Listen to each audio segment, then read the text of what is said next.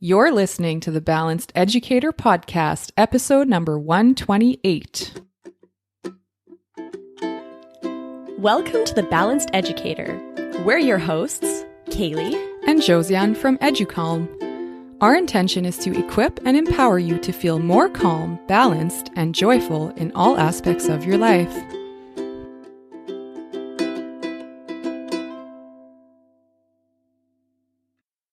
Hi, everyone. Welcome to the show. We're so happy you're here, and we're so happy to be together today. Again. We are together 2 episodes in a row that we're recording together. This is fun. This is fun. I feel energized getting to chat in person, distanced, but in person still. So that's right. good. Under the same roof. Yes. So this year, everyone has been telling us teachers to practice self-care with all of the added responsibilities and stress that we have.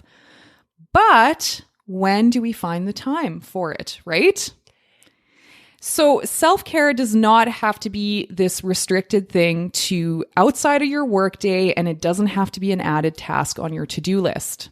So in today's episode, we are going to talk about how to integrate self-care into the school day so that both you and your students can benefit, so that it doesn't have to be this separate thing from your workday. Yeah, I feel like this year the question has been, how do we practice self-care? How do we practice self-care? Or it's been administrators and, people above being like, teachers, make sure you're practicing self-care.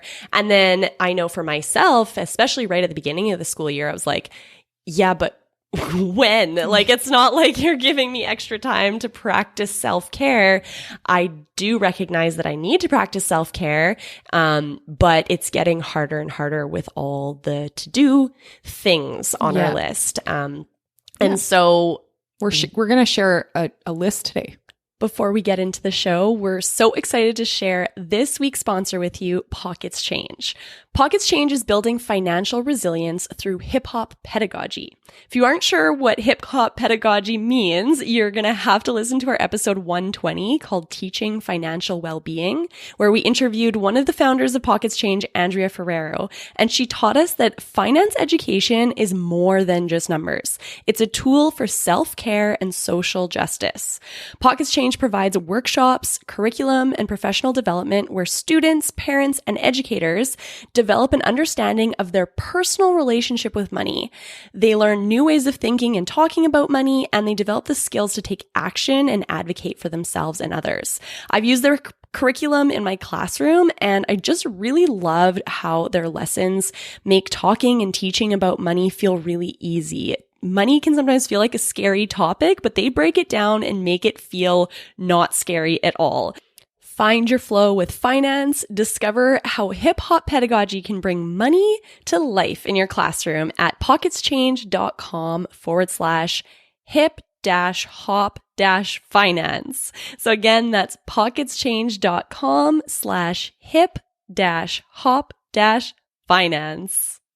And save the date to join Pockets Change for a Hip Hop Finance Fest, where students, artists, and educators will come together to learn about money through performance on April 8th, 2021 at 8 p.m. Eastern Time. So you can check that out by going to Spondulix, so spondulix.org/events/hip-hop. We'll link that URL in our show notes, so if that's tough to remember, then you can just go to the show notes and click the link from there. All right, let's get into this episode. So I think the problem here is that we have this mindset that self-care and managing our emotions and relaxing has to only exist outside of the classroom during our personal time. And that as soon as we're in school, we have to be go, go, go at all times. And catering to everyone else's needs. Exactly.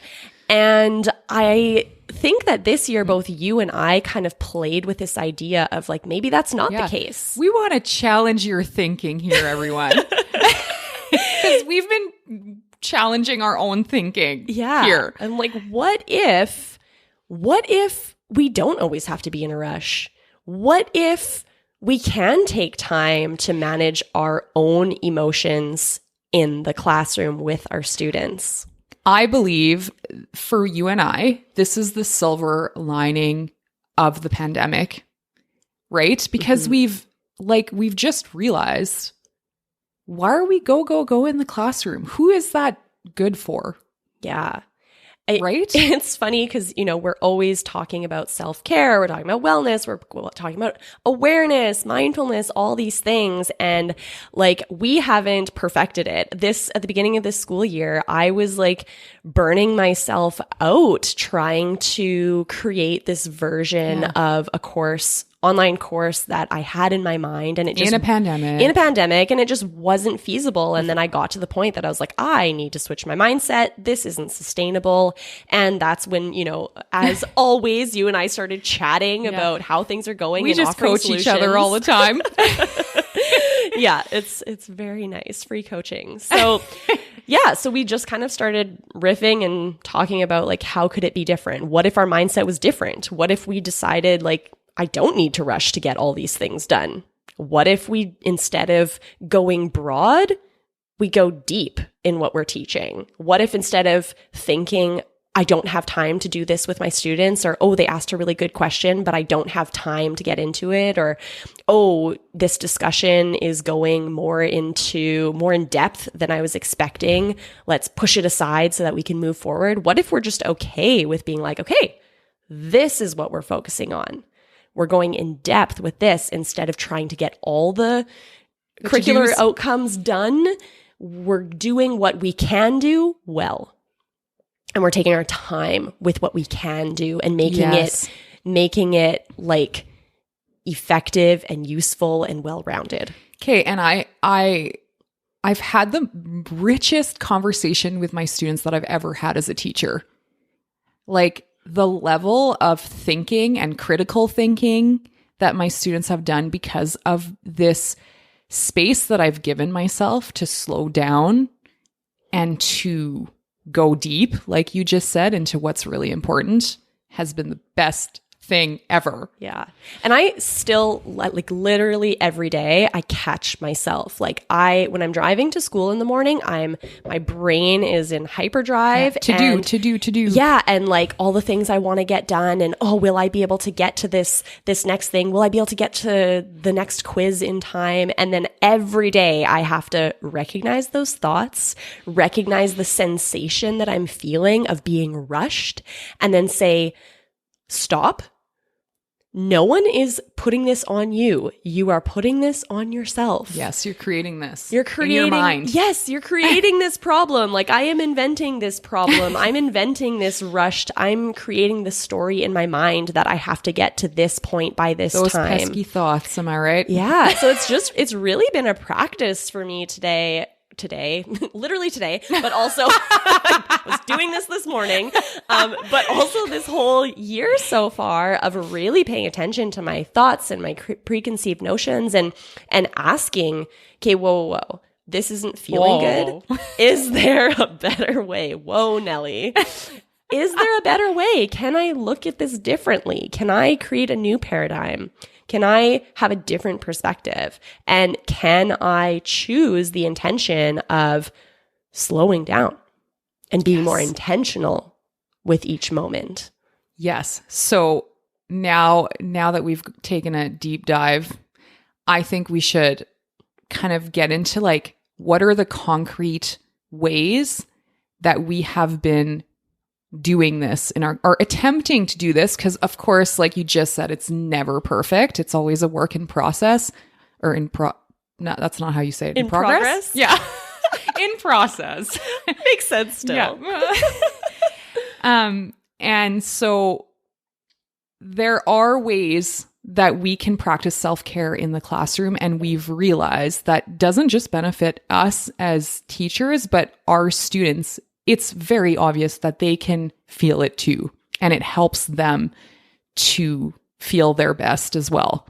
Exactly. And every time that I have the thought, I don't have time for this, I just have to recognize that thought and be like, no, this is the most important way to spend my time and my students' time, is caring for all of our collective wellness. That is priority number one. So let's talk about some like concrete things we've been doing in our classroom this year. What have you been doing, Kaylee?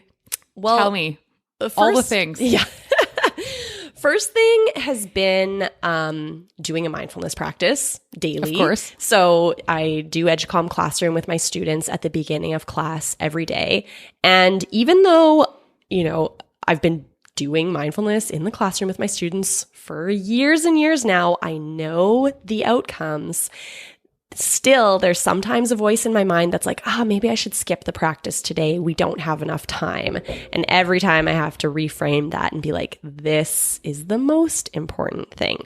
And so we listen to an EduComm guided mindfulness practice together at the beginning of class, and I do it with them. They benefit from that calm moment. I benefit from that calm moment. And then we're both so much more ready to be effective for the rest of the class. And that actually means that I'm doing a 5-minute guided mindfulness practice twice a day because I'm doing it with each of my classes. And I benefit, they benefit. It's self-care for everyone. So, and on that, like one thing that I have been struggling a little bit with, which is totally a 2020, 2021 problem, but teaching with a mask on is hard. Mm-hmm. Like I sometimes feel like I lack oxygen when I'm trying to teach with a mask on, and can get overwhelming sometimes. And sometimes I just pause in the middle of a lesson and I just take a couple deep breaths to catch my breath, which sounds so simple, but it's so helpful. It's like a little pocket of self-care.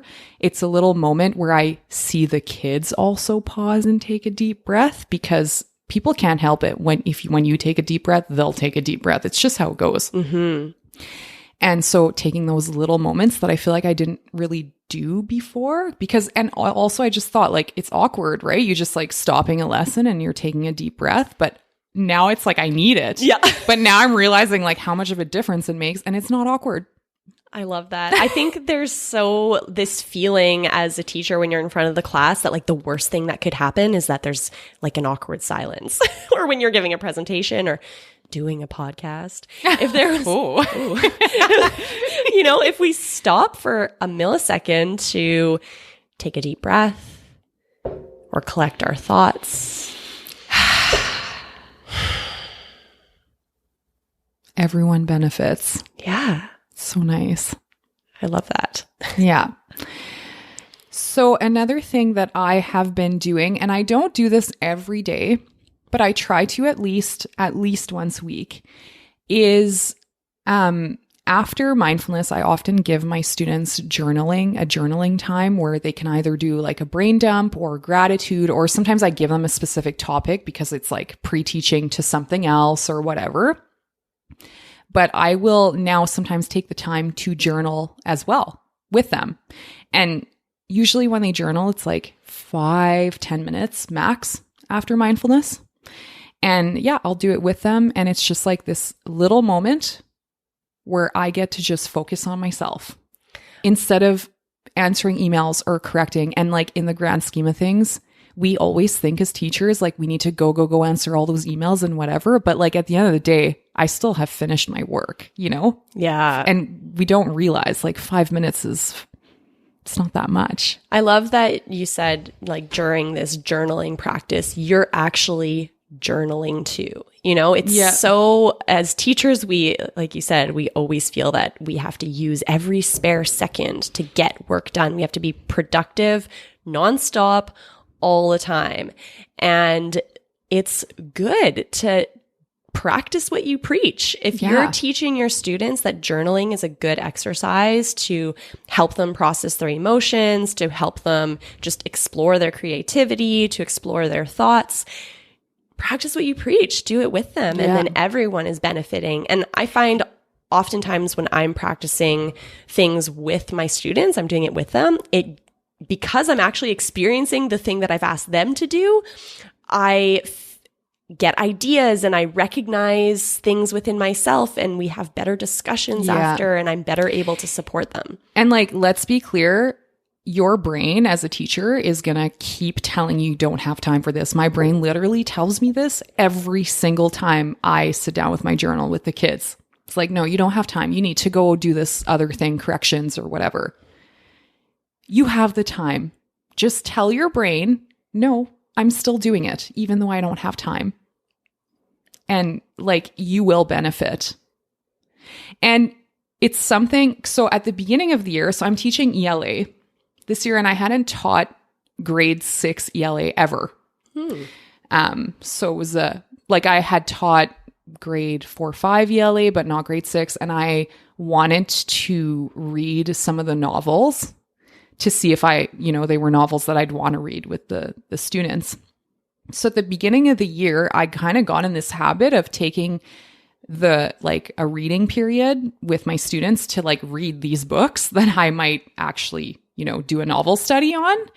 And I realized how good I felt, taking this time to like read while the kids were reading, which is again, a great thing to do to model the importance of reading. Mm-hmm. But it was like this 15, 20 minutes of self-care in my day. And I felt so good after that. I don't stick to it. Again, it's not something that I've stuck to like every single day that I'm teaching, but I try to do it at least once or twice a week where I actually read with them. So one thing that I noticed both for myself and for my students this year was that we needed strategies to manage our time better. So one thing in the high school classroom that has changed a lot for students, and a big kind of new learning that they have to have, is how to manage their time when they're not in class. So the way that it works for my students this year is that they're in class every other day. It's like a hybrid model. Yeah. So they're in class with me on day 1, and then on day 2, they're working on my course, but from home. So I'm not like teaching online to them. I give them, homework or individual things to do at home before coming back. So what I was noticing was that so many of the students just weren't doing the things that I asked them to do at home. But through our kind of daily discussions in the class, I was having a lot of students telling me how stressed out they felt about how much work they had. And then in my head, I'm like, well, actually, I give you like 10 minutes worth of work to do and you're still not doing it. So it's not a how much work you have problem. Yes. It's actually doing it problem. We forget, like, students haven't learned how to manage. We assume as teachers, like, how do they not have time to do this? But like, we forget that they just don't know how. They've never learned this skill, which is a skill that you and I are still working on. Yes. This has been a focus this year, is like learning how to be more productive and manage our time. More efficient is more, Yeah. Not more productive, just getting it all done in the allotted times and all of that. Without it leaking into our personal time. That's right. It's been a big learning curve. Yeah. And I think probably a lot of people that are working from home, it's a big learning curve of how to stop work time and then start personal time when you're just always at home all the time. So anyway, after seeing this and noticing that my students were feeling a lot of stress around this, I realized, they just don't have the skills for this. And of course they don't. They've never been taught. So I actually took the time to teach them how to block their time. So I gave them a schedule. Which probably saves you all a lot of time in the long term. Well, that's the thing. I'm like, and again, one of those moments where my brain was like, I don't have time for this. And then I was thinking, well, wait a minute. No, I don't have time. I don't have time to not teach this to my students, because if they're never completing the work that I'm assigning to them, then we aren't moving forward. If I can teach them how to manage their time, they'll actually get this stuff done. Okay. And then we're actually moving forward faster. So tell me, how did you do this? How did you teach this? So what I did is I printed out a paper schedule for them with blocks so it's like a schedule of their school week with the blocks corresponding to the time frames that they would be in class. So I gave them this schedule, and then I sat with them and I walked them through how to actually look at your week and see what has to get completed. So step 1 was to to get them to write down when they're actually in class. So they had to write on their schedule, what are the times that they're in class and which classes those were. And then the next step was, now we're going to schedule the times that you're at home. When are you going to be working on these classes from home? So there they had a little bit more flexibility because they could do it in the evening instead of at 8:30 in the morning, but they still had to put it on their schedule. And then after that, then we started putting down onto the schedule when they were going to work on specific tasks. I got them to block in any extracurriculars that they had. And then once they put everything down onto their schedule of all the tasks they had to do all week, then we looked at, okay, what are the blank spaces? Now, what do you want to do during those blank spaces so that we can protect that personal time so that your homework time doesn't bleed into your personal time and then all of a sudden you feel guilty for relaxing? Yeah, or the alternative problem where your brain thinks, oh, I have way more time to get this done. Yes. I have hours instead. And then you're stressed about it for 3 hours instead of getting it done in one. Exactly. So we talked a lot about that. And then they blocked out time like, okay, it actually takes me an hour to eat my lunch and then I need half an hour to walk to school. So I can't block anything during that time. So them actually paying attention to how much time things take and what that looks like in your day, and then what is free time and what isn't, was definitely a big learning moment for them. And they were very appreciative of learning how to manage their time, and they were able to get more done. Now, in the first semester, I kind of taught this in the beginning and then walked them through it for a couple weeks and then kind of just assumed that they would start doing it on their own. And I realized I didn't stick to it long enough to make all of them really adopt those Minimum skills. 8 weeks. Yeah. So in this next semester, my goal now is to do this first class of the week until the end of the semester and see how that changes things, and see if that makes a difference in people handing things in on time and feeling less stressed and things like that. I'm excited to hear like in a couple months from now. Yeah. What your thoughts are. Yeah. Whether like it's something you're going to keep sticking to as a teacher. Yeah. And it's one of those things that for sure the first couple weeks are going to take longer because they're learning the process, and then it'll take less class time as we go forward because they'll know the process. Now, alternatively, or maybe not alternatively, like parallelly in the same vein, another thing, what I started doing for myself was actually calculating how much time it would take me to do things. So I was feeling like I just didn't have enough time to get all my work done. And all of a sudden I was like, well, there's no way I can get this done unless I work evenings, a little bit in the evenings or weekends. So and I stressful. personally, I really do not leaving work for evenings and weekends. I like to leave work at work. So I started questioning, well, why do I never have enough time? I'm so productive when I'm at work. I'm never resting. What's the problem? So then I started actually calculating, okay, I have all these corrections piling up. Now I have 30 kids in this class. If I take 5 minutes to correct each of their projects, how many hours is that actually? And do I literally even have those hours in the week? And I realized that I did not have those hours in the week. That's for some of the things, it was taking me 10 minutes to correct their project. And that meant that like I literally needed 5 hours to do corrections. 5 hours you didn't have. I didn't have that. So then I just had to get real with myself and decide I have to either alter the way that I correct things, or not correct everything and correct it together in class. So I just had to get real with myself. And it was only once I actually started calculating how much time something would take me that I was able to say no. Yeah. And like if you're actually calculating, then you're like, okay, so I have this project. I don't have enough time to correct all of it. How can I modify this project before I even hand it out to them so that it's like correctable? If that, I'm making up words, but right. Or like for me, because like with how it's organized this year with the pandemic, like I have 3 groups of 15 students.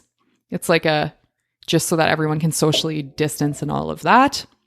So it's like a weird thing this year, but I'm like, every time I pick something up, I have 45 of them, right?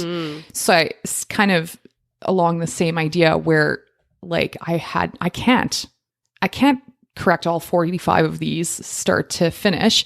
So then I had to get more organized about how I, hand out these things. But also one thing I've been doing is like, let's say for just a quick example, like I hand out a reading comprehension. Well, in the past, I would have corrected all of it if I was picking it up. And now I'll just choose like, say 5 questions that I'm correcting, and then I just don't correct the rest, which like isn't ideal. But when, it's the only alternative next to impossible, it works. Yeah. And that's just the reality. Like we always set high standards for ourselves. And when we set unrealistic standards for ourselves, we're just creating burnout. We're creating a situation that leads to burnout. And so we have to get realistic with ourselves, no matter how much I would love to sit down and take tons of time to correct and give great comments and stuff. It's not realistic. It just isn't feasible. It's not realistic. So only once I actually looked at these hours of how much time it would take me and saw that it doesn't fit into my week, then I had to just accept the fact that it's not possible and what's the next best option. And I think like one thing I've been doing this year is I've been really honest with my students about this type of thing. Like I will tell them like, you guys, it's not possible for me to correct this from start to end. So I will be randomly selecting, whatever this amount of questions that I'll be correcting. And they are so okay with it. Surprisingly, at the beginning, I was like surprised at how they were just totally fine. They understood. There was no bad feelings. Yeah, that's awesome. And I think that we oftentimes judge ourselves way more than anyone else. Like a lot of the things that we do, because we're the experts, we kind of know behind the scenes how things should be done or how we would like them to be done. And we hold ourselves again to high standards. We think that someone else will be appalled if we don't do it in the way that we had envisioned for ourselves. And really, they don't care. Also, we forget that their perspective is just so different. Yeah. Right? Like their perspective is probably like, oh, my teacher is going above and beyond and, doing all these things and fun projects. And our perspective is just so different, right? Where we're putting all this pressure on ourselves. Yeah. And always thinking we're not doing enough and we should have done more. And it's just not doing it perfect enough. And I feel like that leads perfectly to like the big point of this whole episode that is like, as teachers, we need to learn how to manage our thinking. That is the biggest thing here for our self-care to be able to continue without burning out. Is we need to manage our thinking. We need to catch those thoughts that, that only hurt us. Yeah. And I think that sometimes a way to do that, it's hard to just notice that in yourselves. And one thing that at the beginning of the school year, when I was feeling like, okay, I just can't keep up, and I started talking with you and you're like, Kaylee, you're putting way too much on yourself. You're putting way too many expectations. Like, relax. And I honestly couldn't see that myself. I couldn't see through my own eyes that I was putting too much on my plate, and I needed someone else to tell me you're doing too much. And even then I didn't believe you at first until I started calculating the time it took me to do things. Until I said it over and over and over again. Yeah. And then I had to talk with my admin, and she was like, Kaylee, you're doing too much. Like, lower your expectations for yourself. That's not realistic. So I think it's sometimes... okay, wait. I just want to say this. It's not even lowering your expectations. It's just making them correct. Correct. Like, I was trying to fit 40 hours into 20 hours, making and them that realistic. literally doesn't fit. You can't pour a liter jug into one cup. Like, you know, like it's gonna overflow. Yeah. Like it's not possible. No matter how hard I try, no matter how much I'd like to do that, it's literally not possible. So I think sometimes we can get caught just feeling like we're not doing enough. And it can be really helpful to find someone to just sound it out with, talk about it in a solution-based manner. Yeah. So not someone that's going to be like, oh, poor you, but someone that can help you find a solution to where you're differently.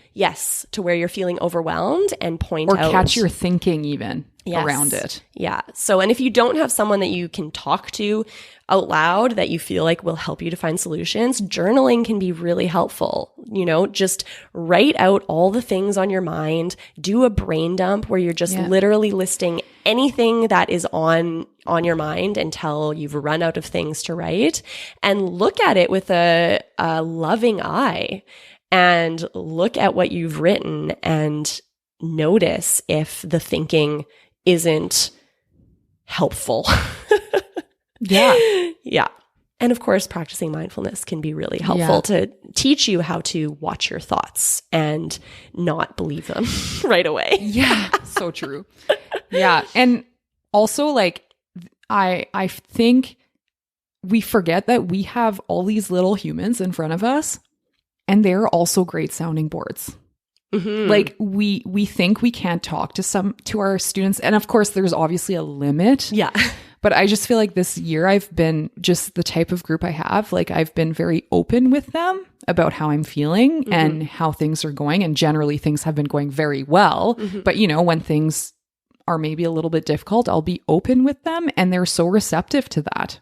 I have been too this year. I've been a lot more like willing to say things like, I was feeling anxious this morning, and, you know, now after the mindfulness practice, I'm feeling a little more settled, but still not to my full degree. And I know that my students really appreciated that, and it made them feel more able to open up to me. So when we were having discussions after our mindfulness practice, I would go around the class and ask everyone, you know, what did you notice today? Or how are you feeling today? Or, you know, how are you feeling this week?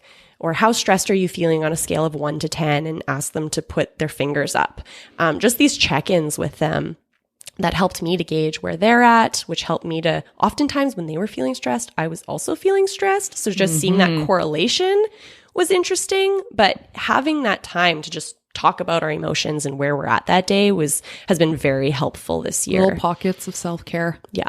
But yeah, I think we think we have to be so composed and perfect in front of our students, but it's not horrible for them to see that we're human too. Yeah.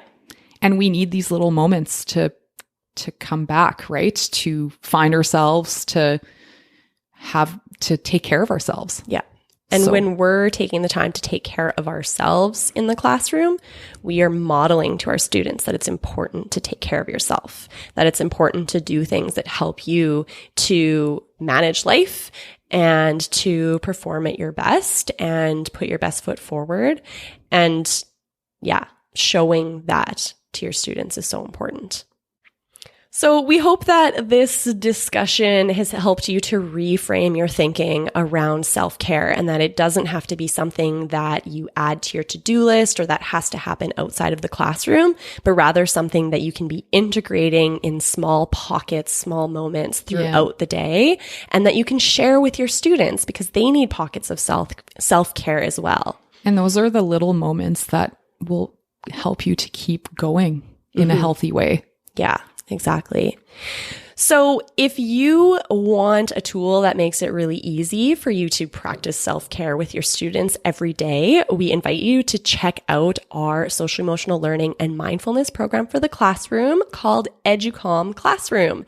So with this program, you can sign up for the free trial, and you are going to get access to 10 guided mindfulness audios that are going to make it really simple for you to take these pockets of self-care with your students without, having to do any training or feeling like you have to be an expert in this. You just press play and learn alongside your students. So to get Educalm Classroom, go to educalm.com and sign up for the free trial. Now, maybe you've already tried the free trial and you're liking it, or maybe you want more than just these 10 audios. Then you might be ready to sign up for a 12-month Educalm Classroom subscription where you are going to get access to content for the entire school year. So every day when you walk into your classroom, you know that you just have to sign into the website, press play, and that guided mindfulness practice is ready for you and your students to benefit from. So we have a fun promotion going on right now that when you sign up for Educalm Classroom, you are going to get a coupon code to get our self-care teacher toolkit program for free. So that's a $99 program that you can get for free when you sign up for a year membership to Educalm Classroom. And that toolkit gives you little activities that you can do during your workday to practice self-care in a time frame that works for the classroom. So it might be a 5-minute guided mindfulness practice that's created for teachers. It might be a little journaling exercise. It might be a thought exercise. So this promotion is on until March 31st. So if you're listening before March 31st, 2021. 2021, exactly. Thank you. So this is available till March 31st, 2021. After that, you can still purchase the Self-Care Teacher Toolkit. You can still purchase Educalm Classroom, but they will be separate items. All right, so you can get information about that and sign up at educalm.com. That's EduCalme. That was fun. That was fun. Thank you so much for sharing your time with us today. We really enjoyed sharing this with you. If you got value from this episode, please share it with someone that you think will enjoy it too. Maybe a friend, maybe a colleague, whatever it is, share the love. Sharing is caring. Exactly. So that more people can benefit from this free resource. Have a fantastic week. Bye.